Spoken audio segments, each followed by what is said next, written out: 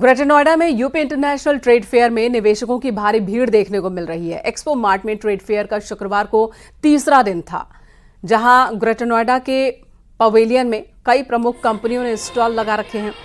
लोगों की भीड़ उमड़ रही है। पवेलियन नंबर 7 में 438 स्क्वायर मीटर एरिया में बनाए गए मॉडल गांव में कई ऐसी खूबियां हैं जो ट्रेड शो में देखने आने वाले 80 से ज्यादा देशों के लोगों के लिए आकर्षण का केंद्र बन रही है। आज औद्योगिक विकास मंत्री नंद गोपाल नंदी और एमएसएमई मंत्री राकेश सचान ने भी एक्सपो मार्ट पहुंचकर वहां का निरीक्षण लिया।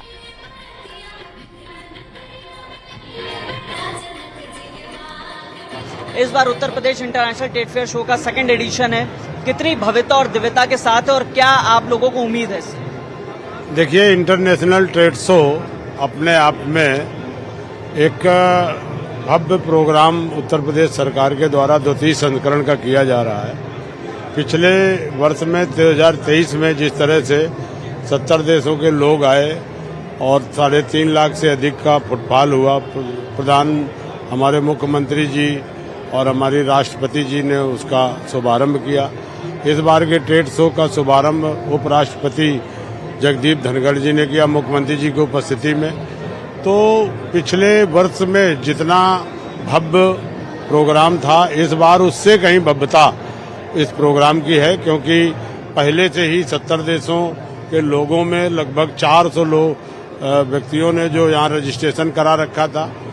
यहाँ 70 देशों के बायर्स हैं। यहाँ पर 2500 स्टॉल लगाए हैं। पूरे प्रदेश के ओडीओपी एमएसएमई का उत्पाद एक मंच के नीचे है। उत्तर प्रदेश सरकार आदरणीय मुख्यमंत्री योगी आदित्यनाथ जी ने इंटरनेशनल ट्रेड शो को पिछली बार जब हम लोगों ने इसका आयोजन किया, हमने और माननीय मंत्री जी ने माननीय मुख्यमंत्री जी से रिक्वेस्ट किया। उन्होंने सहर्ष सहमति दी कि हर साल 25 सितंबर से 29 सितंबर तक ये trade show, international trade show होगा हर साल। एक तरह से सरकार और बायर और सेलर्स के बीच में एक ब्रिज का काम कर रही है उत्तर प्रदेश सरकार।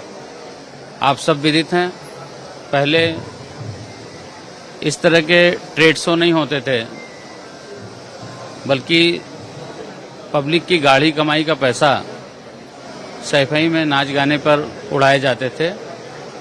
आज इंटरनेशनल ट्रेड शो आदरणीय प्रधानमंत्री जी और माननीय मुख्यमंत्री जी लोकल से ग्लोबल तक, चाहे चिकनकारी हो, चाहे साड़ी बनाने वाले हों, कढ़ाई, बुनाई, बढ़ई, इस तरह के लोगों को हैंड होल्डिंग करके, जो कभी सोचे भी नहीं थे कि हमारा प्रोडक्ट गांव के बाहर जाएगा, उसको विदेश पहुंचाने का काम कर रहे हैं। यूपी के गांवों की सूरत पिछले 7 साल में किस तरह से बदली है, इसकी एक तस्वीर यूपी इंटरनेशनल ट्रेड शो के दौरान जल जीवन मिशन के स्टॉल पर देखने को मिल रही है, जिसमें यूपी में हर घर जल की यात्रा का वर्णन किया गया है। 2019 में पीएम मोदी ने इस अभियान की शुरुआत की थी।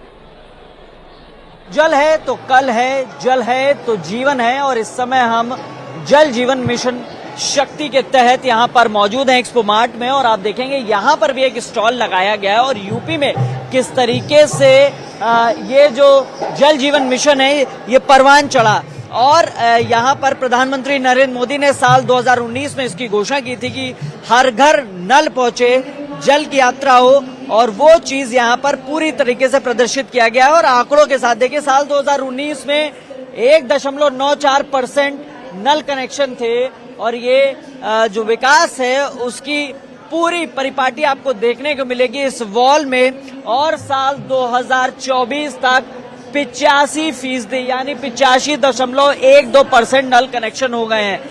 1% से शुरुआत हुई सब जगह, और ये एक बेहद सुंदर जो जल जीवन मिशन है उसको प्रदर्शित किया गया है, और किस तरीके से विकास हो रहा है और घरों में पानी पहुंचाने का काम तेजी से किया जा रहा है उसको पूर्णतः प्रदर्शित किया गया है। कैमरामैन अनिल के साथ हिमांशु शुक्ला, न्यूज़ 18, ग्रेटर नोएडा।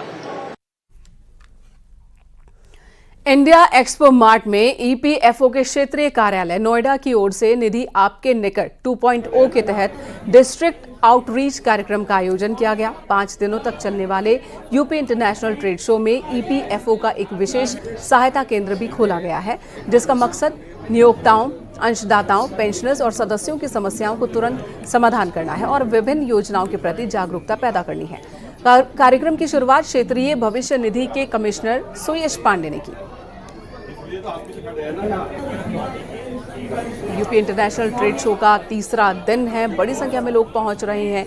यहाँ न सिर्फ ओडी ओपी के जरिए जो उत्पाद हैं पूरे उत्तर प्रदेश के, वो अलग अलग स्टॉल्स लगाए गए हैं, बल्कि यहाँ ईपीएफओ का परामर्श केंद्र भी लगाया गया है, यानी कि वो उन कर्मचारियों के लिए जिनका धन पीएफ में जमा है, इसके बारे में कोई जानकारी चाहते हैं या पीएफ से जुड़ी कोई समस्या है, तो इस स्टॉल पर आकर यहाँ मौजूद अधिकारियों, कर्मचारियों से अपनी समस्या का समाधान वो पा सकते हैं।